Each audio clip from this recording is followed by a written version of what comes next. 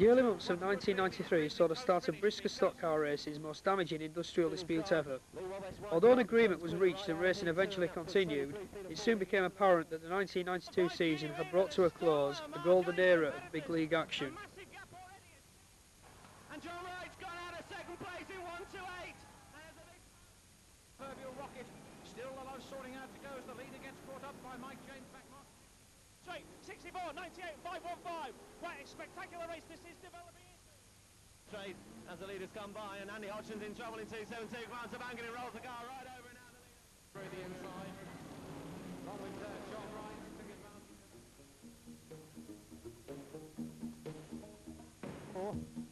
Paul Licorice seems to have gone missing on the chart in 51. Problems on With the Formula One drivers on strike, seasoned race fans saw a host of other racing formulas step into the limelight during early 1993. The opening fixture at Long Eaton became a saloon stock car meeting, which was spiced up by a visiting team of ORC cars from the East Coast.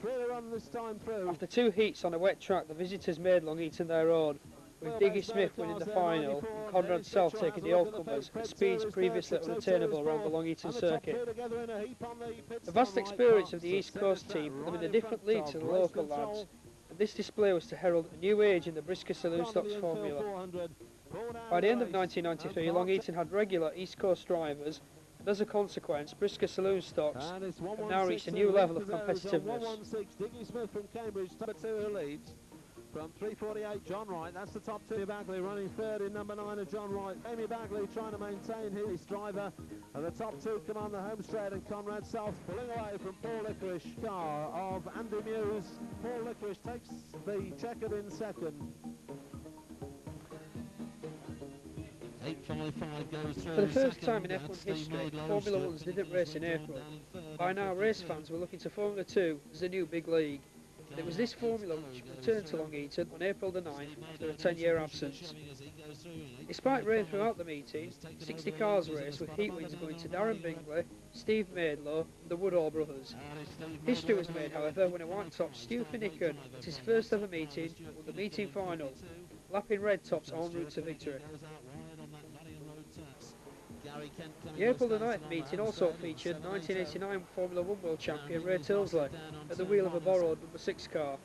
Ray got a heat third, the final 6, in the first of Long Eaton's 3 meetings. Coming through now round the pit stand into the home straight, and Stuart Finnegan wins the Formula 2 final. Tremendous drive by the white top from Lincoln Stafford Straight in 335. And it's Steve Maidlow in second in 855, going in third in 6. Keith Chambers has been out in 250 on the leaders. Along with Formula 2s, hot stocks had become a major racing force in time for the 1993 season. After a 50-car season opener at Birmingham Wheels, which featured a host of sparkling new cars, a good season looked to be on the cards for what was still a budget formula. At their first Long Eaton meeting, number 16 Kev Clay took the hot stocks final, and the Grand National went deservedly to number 58 Brandon Marlowe, who executed a 360-degree spin on his way to the flag. The one remaining formula to mushroom in 1993 were the Crazy Cars, the UK's first racing formula. Eaton and Percy have tangled. They're on the infield in a heap, facing each other. Then Andy Hicks in 48, and the leader's gone. Oh, we've lost another leader. Brandon Marlowe spins in his own length, gets going again. So it's 2 next time, and it's 34, Clive Hardy the leader. 1, 2, 3 is set mark from Mansfield, having a problem on the home straight. Oh, and the yellows are called for. Oh, and there is a bit of a shunt down on the home straight, the love machine.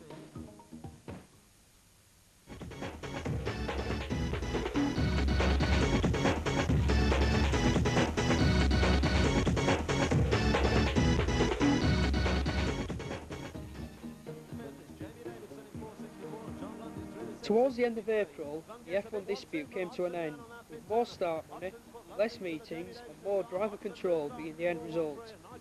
The Formula 1 season finally got underway at Coventry on May the 1st with 55 cars on track. Kettering's Murray Harrison won the final, but it was the next day at Skegness that saw the start of the national points battle, when Ian Higgins won 3 out of the 5 races. The one race he failed to take victory in was the final. That race, along with Heat 2, went to Rotherham's Peter Falding, with Ian finishing second. Nigel Wharton would have been a top performer too, but but aggravation in the form of Andrew Hodgson reduced his tally to 2 second places. Other interesting sights on May the 2nd included Elliot Smith in an Andy Smith hot stock, Howard Davis in the Tin Man Tarmac car, and a brand new machine for Paul Harrison. But as always, the real action was to start 4 hours later at Boston.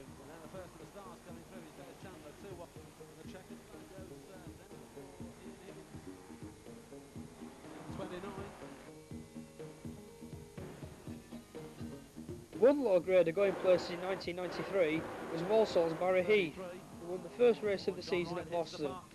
The season's first real stock car race was Heat 2, which we pick up next with 8 laps to go. Holding tries again down the back straight as on the home straight. Barry Heath takes the checkered in 4-1-0. Murray Harrison leading the Reds through, and a tangle amongst the Reds down there. Andy Hodgson gone in 2-7-2. The other man in trouble, and this time McCrudden goes out wide on the pit gate bend. Just enough for Ian Higgins to nip through on the inside. It's Murray Harrison who's running third in 97. It will be halfway next time round.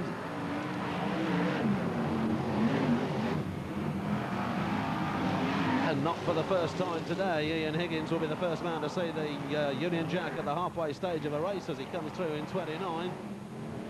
Dave McCrudden through in second place in 192. Running third is 97 Murray Harrison with John Lund fourth in 53. Glendaff is fifth in 96 with Andy Hodgson next in 272. And completing the top 8 is Paul Lowe 410 to John Lawn 441.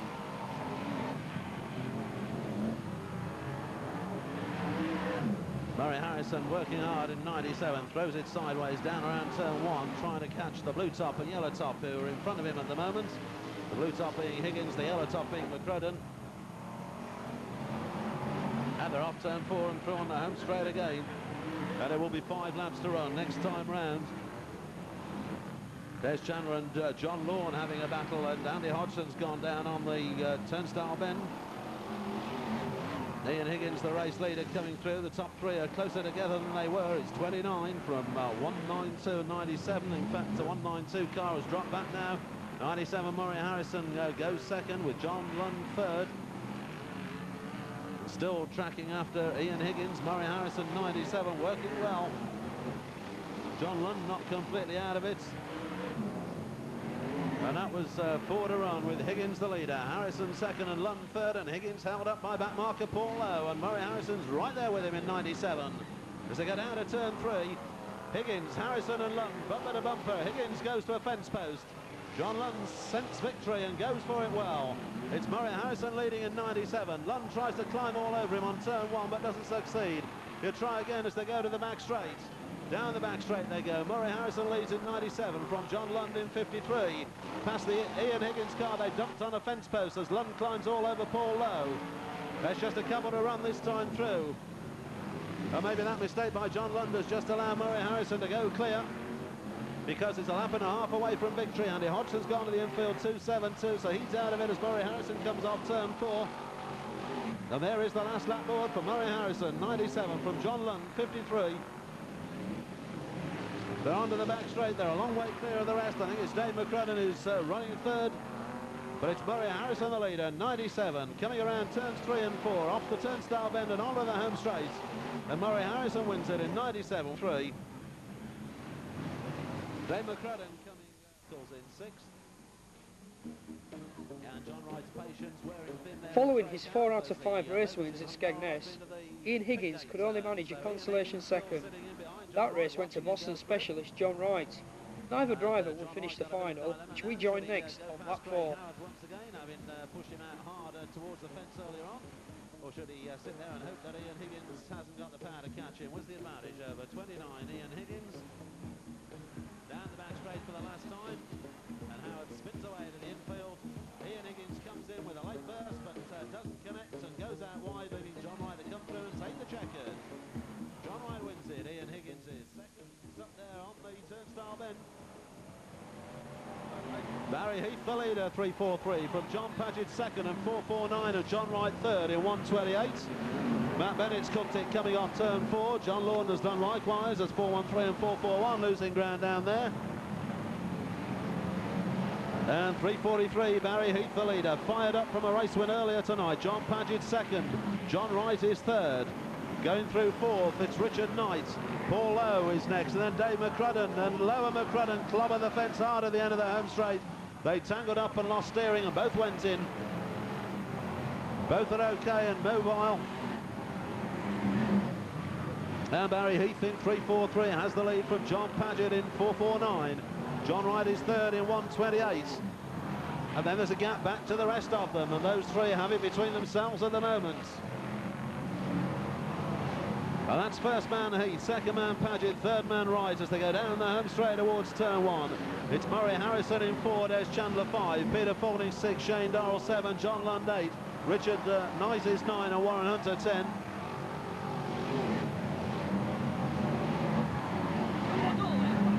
And John Wright now putting the bumper in hard on John Paget up there on turn one as they battle for second place.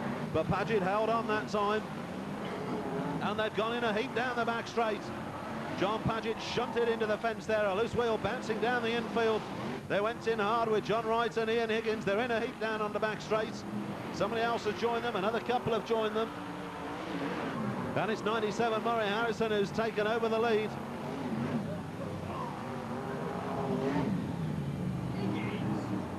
And coming through on the traffic jam on the back straights, it's Murray Harrison, 97, the leader.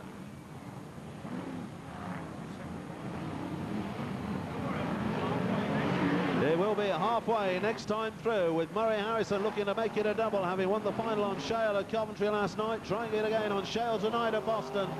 He leads them down the back straight. Cars sorted out from that shunt down the back straight. And 97, Murray Harrison is the leader. From 33, Peter Faulding, Des Chandler is third, John Lund is 4. John Paget limping around the outside of the circuit down on the turnstile bend in 4:49, and it's caused a bit of a traffic jam down there. Peter Faulding in behind Murray Harrison, and there's Glindaff sent fencewards as he got in the way of the lead man.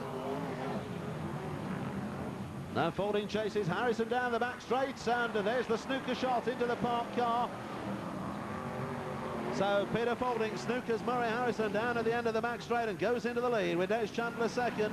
John Lund is third and can't be ruled out of it yet. And around that turnstile bend back to the home straight they come. 33, Peter Faulding from 213, Des Chandler. 53, John Lund. Just a little bit too far back to get involved with them at the moment. Faulding through the cars he goes again, through the traffic. Chandler's closed on him a little bit yet again with 3 to run this time. Matt Bennett gets the straight-on treatment from Peter Faulding. Faulding in no mood to hang about. He knows that Des Chandler's close behind him. So it's Faulding the leader, Chandler second, and it's 2 to run this time through, and they're a long way clear now, John Lund. 33 the leader, 213 second, 53 is third. Faulding pushing Warren Hunter out wide. Chandler gets close again, but still not close enough to do anything about it. On the turnstile bend, Matt Bennett has gone off the home straight and the last lap board is out. And it's now or never for Des Chandler as they go to the back straight for the last time with Peter Faulding leading. It does look as though Chandler's too far back as they go to the last bend. Chandler closes in but not quick enough, and he's caught a tyre and gone, and he's left it on a plate to Faulding. Faulding collects the final in 33. John Lund comes home second in 53. And Hudson disappeared from 272 from 265. Rob Bradford's T-bone. Last lap then, Bill Smith very comfortably in the... Oh! I don't believe it. Having said that things happened on the last lap, they have happened. After Boston, Peter Faulding was Brisca's leading final winner. But at the weekend's last meeting, Ian Higgins once more showed that he was on his way to the top with a heat and final double, taking back the grading list #1 spot. Interesting races at Bradford included Ian's heat win over Ian Platt's, Phil Smith's Heat 3 victory, and he coasted in on the last lap, the Consolation, which featured a half roll and Matt Bennett jumping the beams, and the final, which featured similar action, the thrilling last 5 laps, which we join next. Tore the wheel off as he went across that forking there. That's now safely under another car, so we can again keep it going because the loose wheel has been parked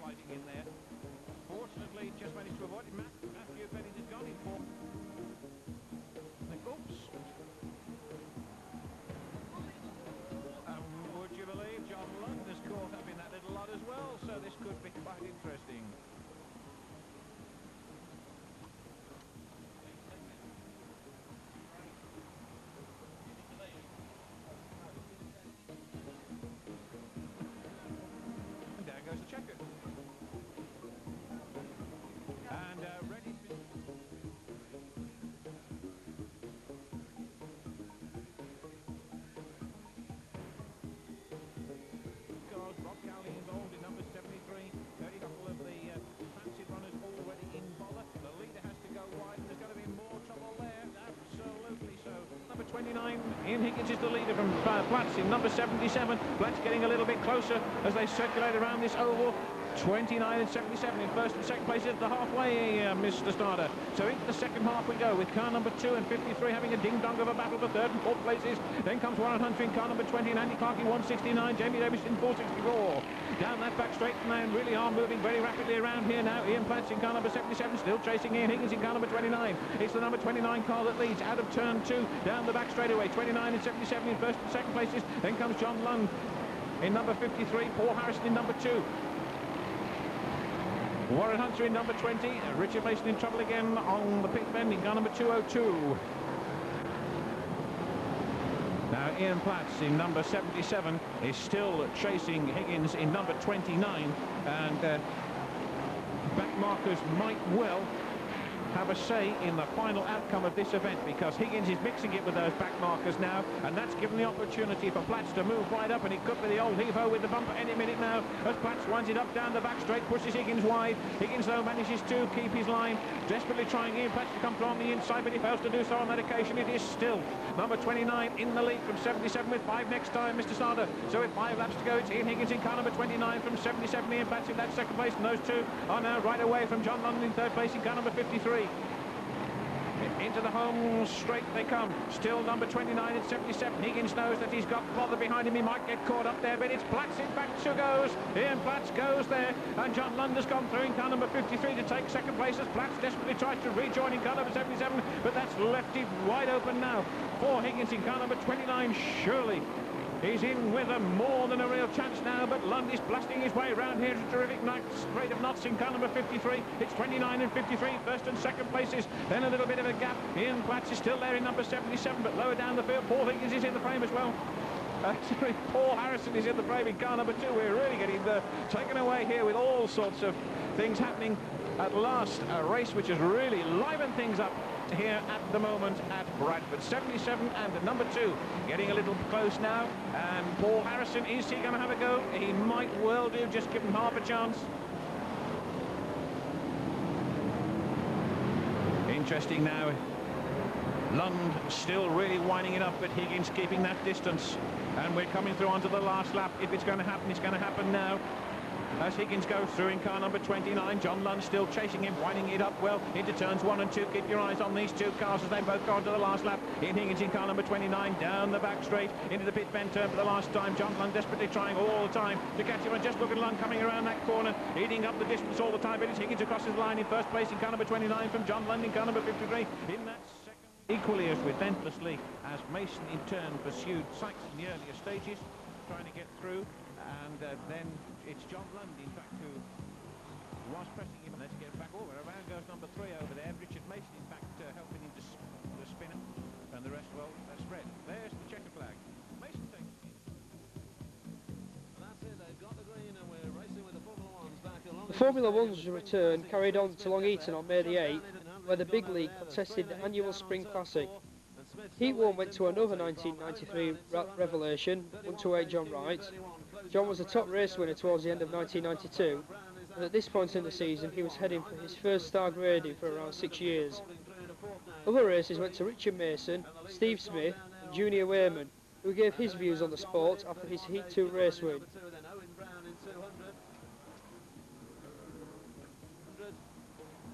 Possibly Tim Warwick 307 and Matt Bennett 413, and those are the only ones left on the lead lap as we go. Matt Bennett is there again in 413, interfering with the progress of the leaders. 100, and John Wright's still in touch, and Balding's got it wrong, and Wright's gone back to the front. Balding getting it wrong there as Owen Brown's tyre that's caused the demise of the Barry Heat car.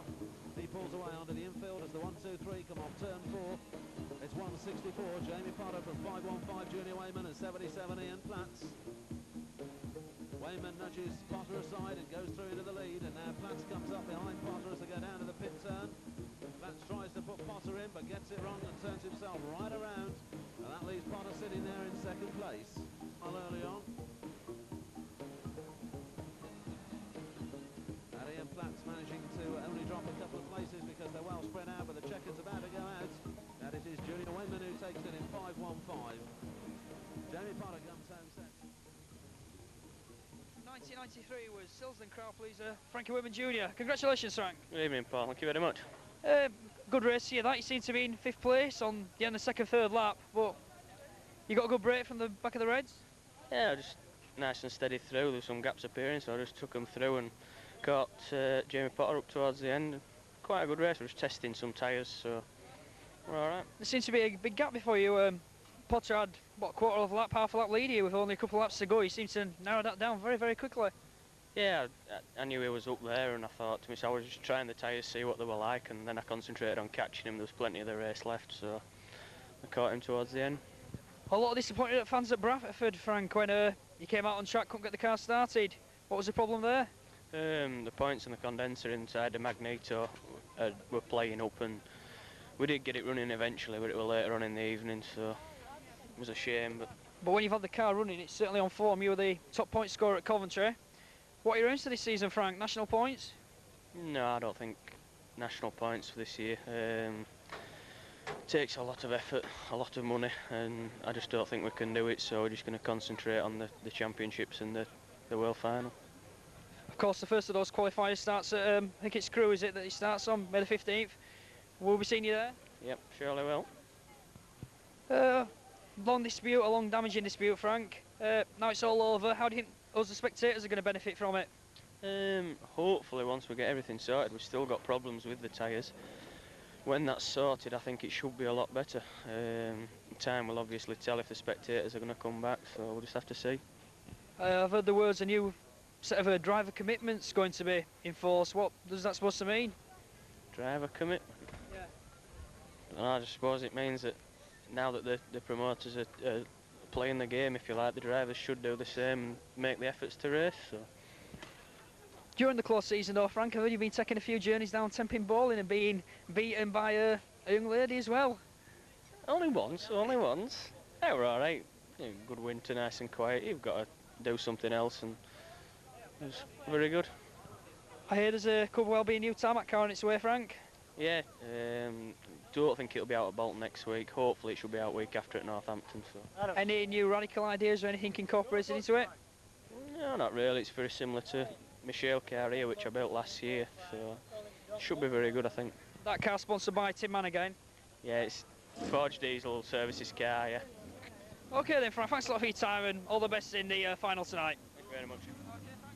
Clobbered by Shane Dorrell in 371, and Smith goes out wide of the fence, bounces that fence. Yellow top Richard Knight was the star of one of 1992's best rollovers, but his role in the Constellation must rate as one of the most boring of all time.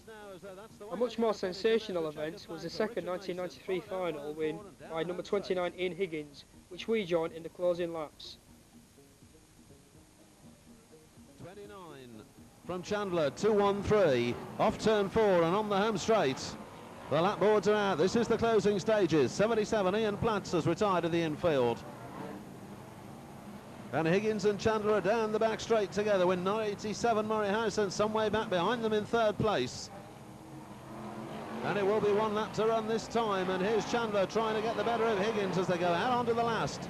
Chandler pushes Higgins down into that Nottingham Road turn. He's looking to go through on the inside as they go to the back straight together, but Higgins gets back in front of Chandler. Higgins slows it down. Chandler tries to outwit him around that pit turn, but there's no room left on the inside, and Higgins has outdriven him around that last lap. Higgins takes the checkered.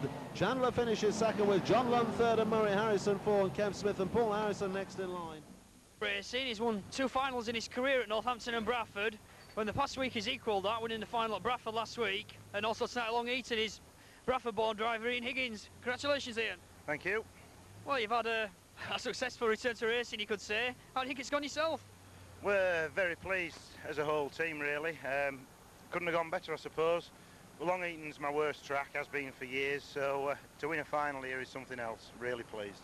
The final at Bradford was probably one of the best races of the weekend.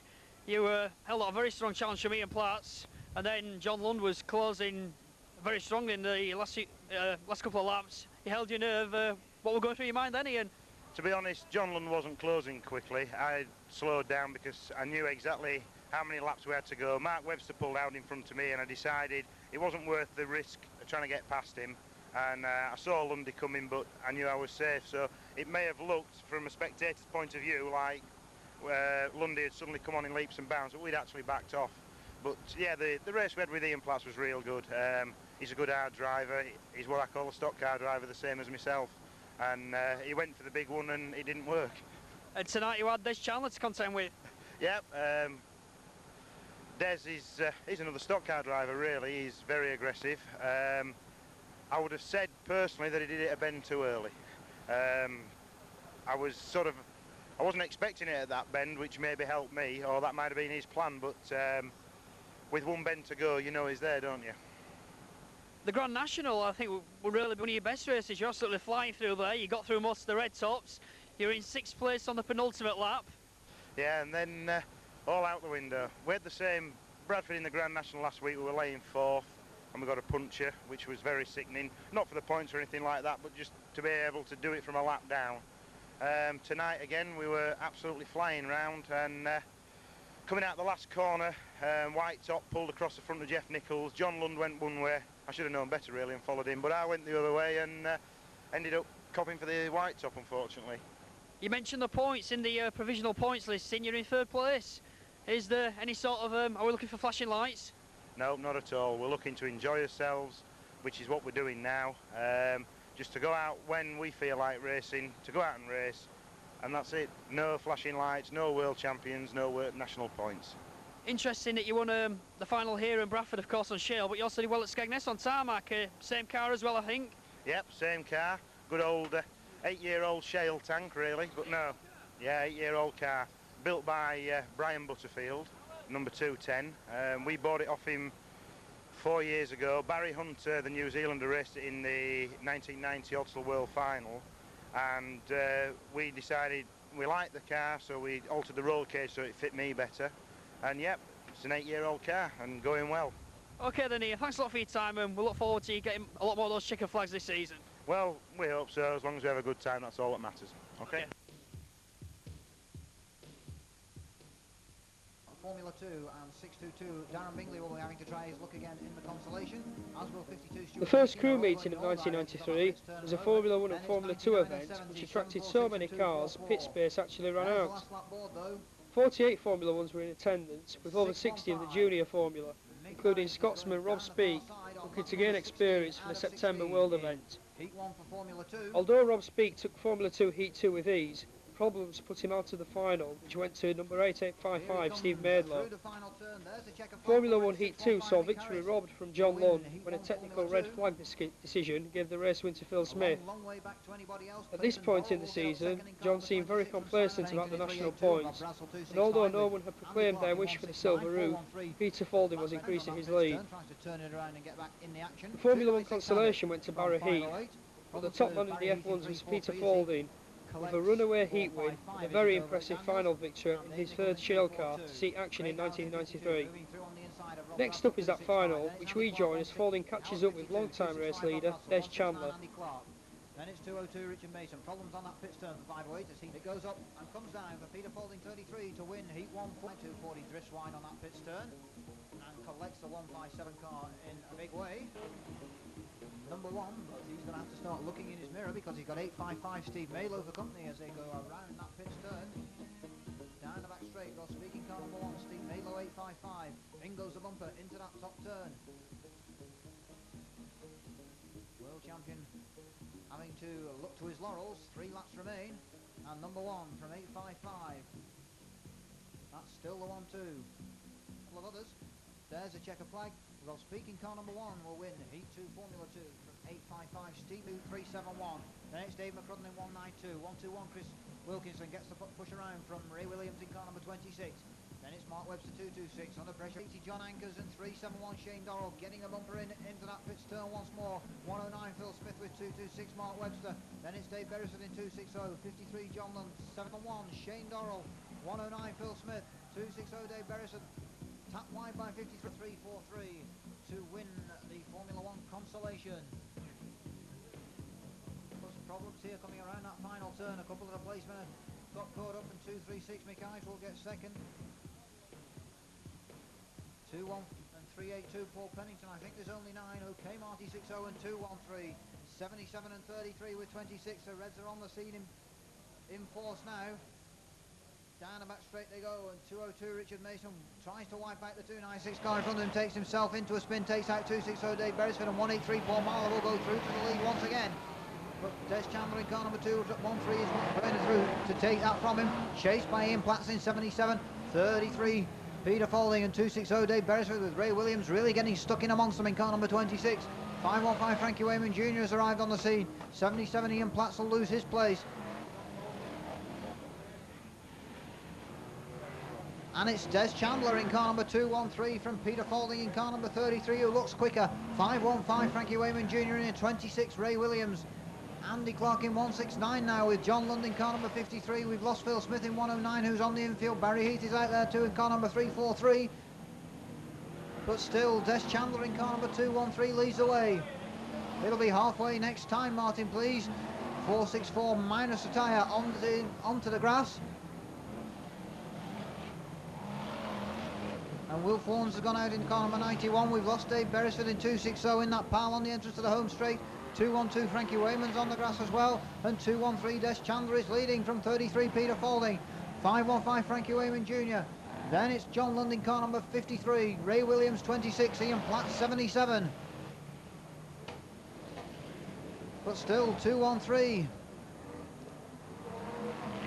in control. 296 across the track and really collects the 382 car heavily. They both go out of it. 296 back across the track and collects a couple more.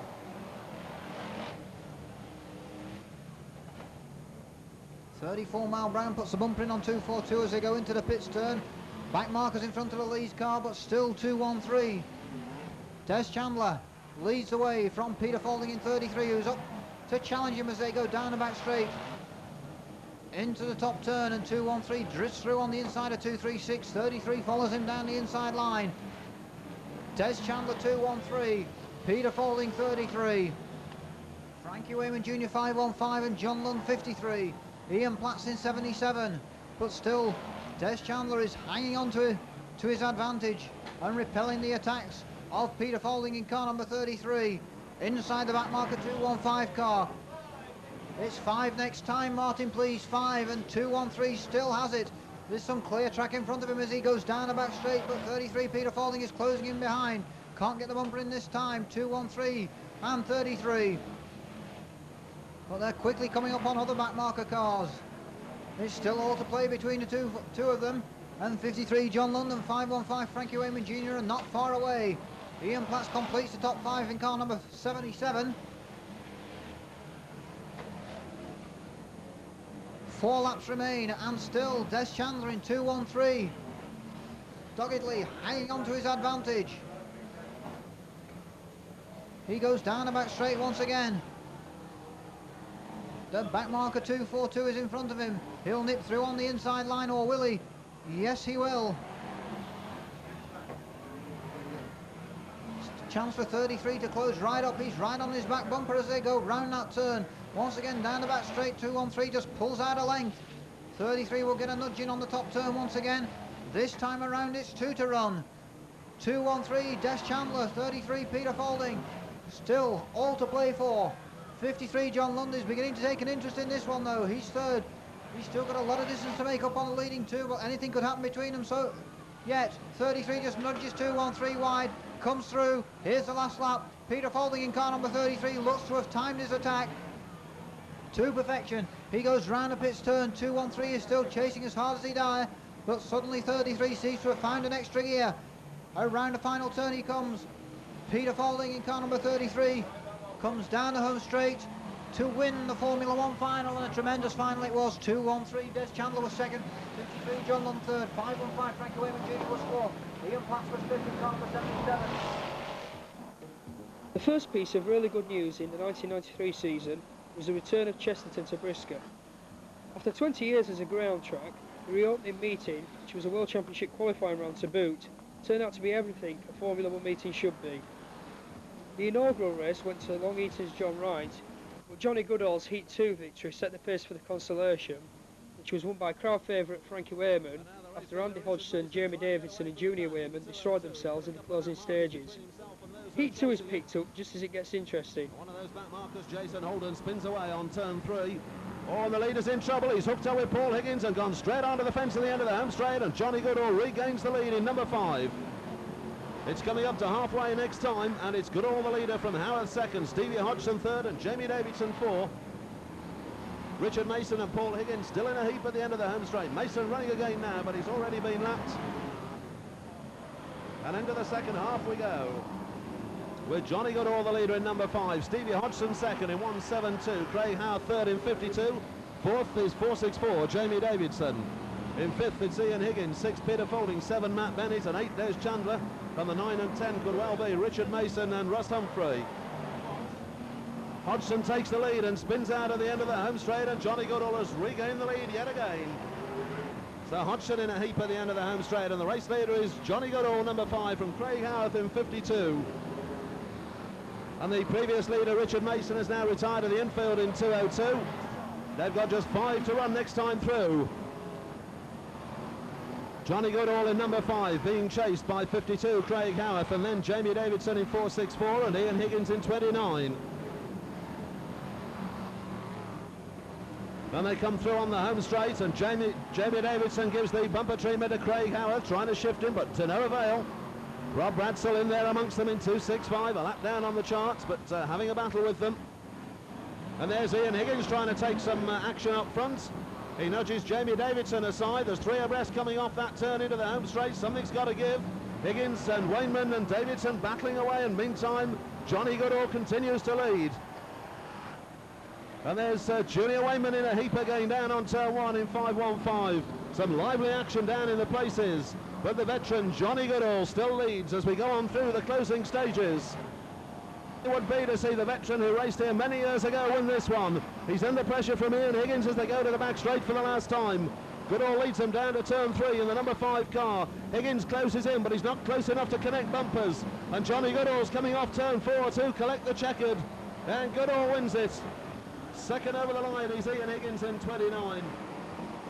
Coming in the infield for the second time in this one, and demolishes the flagpole on turns 1 and 2. Rob Cowley's gone, he's in trouble down there on turn 1, tangled out with Mark Gilbank, number 21, and that's the place for the action, turn 1.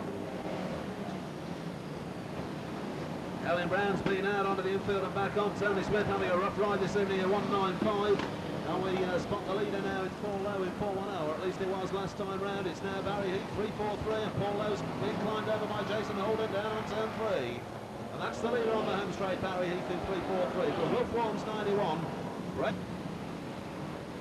And it's Barry Heath who leads in 3:43. Wolf.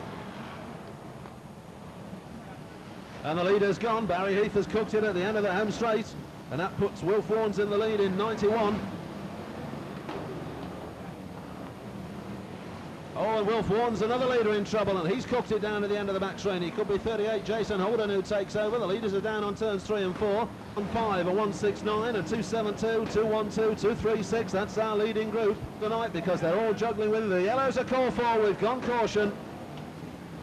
Place of Wilf Warnes is 8th. And here are the leaders, with Andy Hodgson chasing Jamie Davidson down into turn 1, and Junior Wayman there with them. The top 3 are on the back straight, and Andy Hodgson makes a move now as he goes past Jamie Davidson. And Andy Hodgson in a slight bit of trouble there, and Junior Wayman climbs all over him. They're all in a heap. And Andy Hodgson has gone the sideways on the home straight. And Frankie Wayman takes the lead in 2:12, and Andy Clark spins on the home straight. They're all in a heap. Andy Clark's blown a tyre, and it's Frankie Wayman the leader in 2:12 from Mike Ives in 2:36 and Rob Cowley 73. And Frankie Wayman wins it in 2:12. Second over the line is 2:36 Mike Ives, and finishing third 71. John Wright's losing ground on the infield down the home straight car. Top charge now down the final was yet another top-class Formula 1 event. White Top Gary Lenton led past halfway, while the circuit erupted in heavy metal action, culminating in Craig Howarth ripping into the back straight fence in the closing laps. Craig emerged unscathed, but the crowd was robbed of a closing laps battle between John Lund and Murray Harrison, who was awarded his second final win of the season. Richard Mason took the Grand National in a meeting which had finished by 9:30 p.m. Everyone who'd read his Scunthorpe agreed that Stu Smith had really got it right with this track. Johnny Goodall second. Oh, there's a big shunt down there on turn 1. Murray Harris and Dave Beresford losing time, but they managed to recover. Well, we've lost Johnny Goodall and Barry Heath, and Matt cooked it and spun. And Murray Harrison takes the lead, and Lenton has taken Beresford and Folding. So it's now 97, Murray Harris.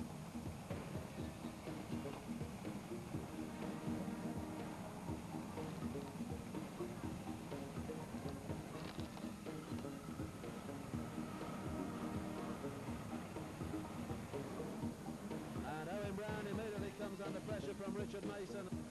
We're going through the closing stages of the stocks line. Fourth place with Richard Mason 5th and Ian Platt 6th. Just one weekend now remain in the longest opening month in recent memory.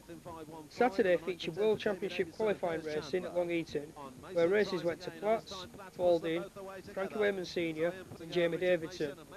And 1 month into the season, John Lund won his first final of 1993. The same meeting gave us a chance to catch up with two of the top drivers so far in season 93, Des Chandler and Murray Harrison.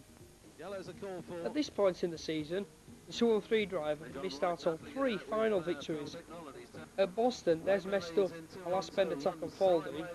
At Long Eaton, he tried hard but failed to get past Higgins. And at Crewe, Falding sailed past the 213 car in the closing stages. Murray Harrison was to suffer a worse luck later on in the meeting. Murray won the opening final of the season at Coventry, the Chesterton final, and was a possible runner in the points championship.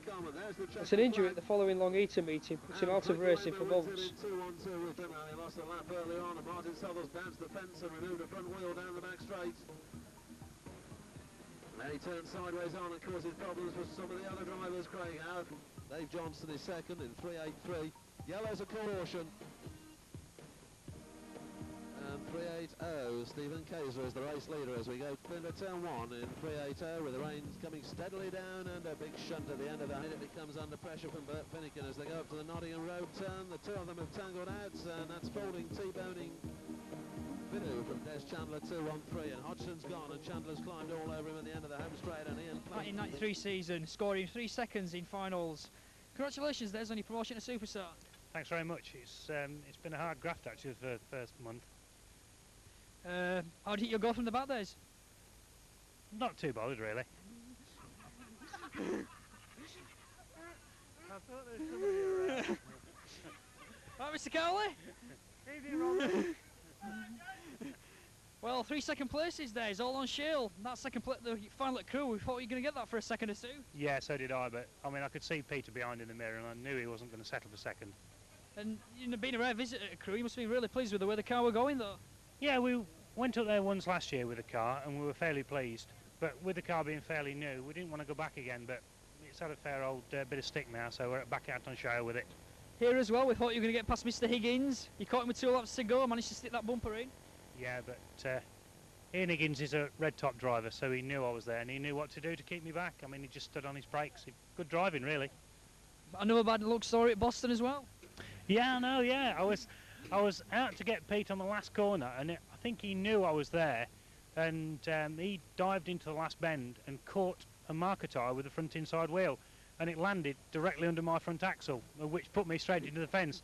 Luckily I recovered and got third, but yeah, I know, hard luck all the way.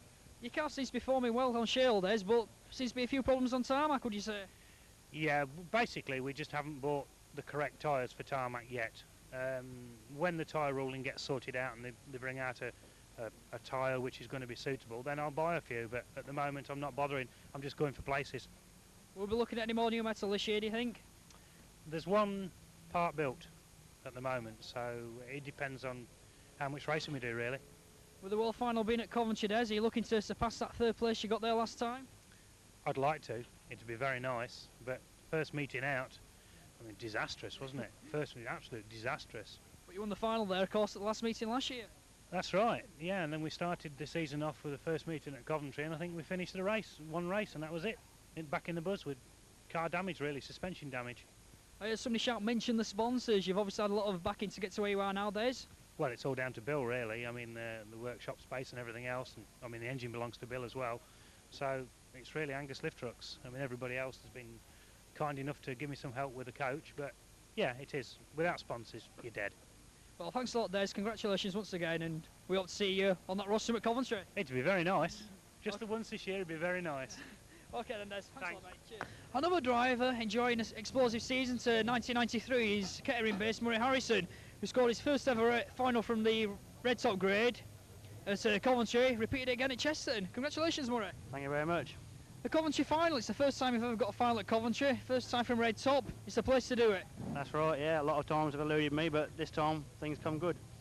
Well, you seem to get a break there from the rest of the chasing bunch. Mr. Falding and Wayman and that were all delayed. But you're in the thick of it all the time with back markers all around you. Yeah, it was quite a hard race, like, but we kept plugging away early on, and I think that's where we won the race really in the early laps. Chesterton as well. You did well in that final, of course, taking the victory. Bit relieved when you saw the yellows. Yeah, that come well there. I see John behind me there, and I thought, well, I'm either going to hold him out or take a visit to the defence, one of the two. So as luck would have it, he'd come on my side for a change. A bad news story in the Grand National, though. That's the way it goes, like, you know. I took out on the waving yellows, but. Just one place from scoring double points as well. Yeah. Well, if we'd have been in the place where we should have been, we'd have been up to fourth. So that would have been really nice, but that's the way it goes.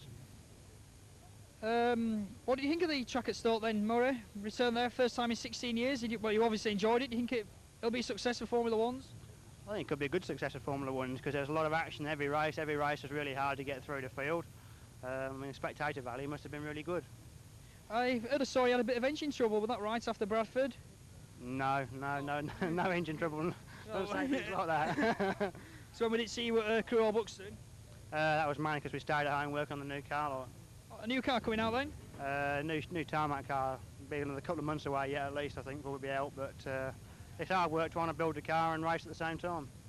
What are your ambitions for this year, Murray? World final, will it be? That's their main aim this year. Wanted to put it about the points, like, but we haven't got the car to sort of compete on tarmac at the moment.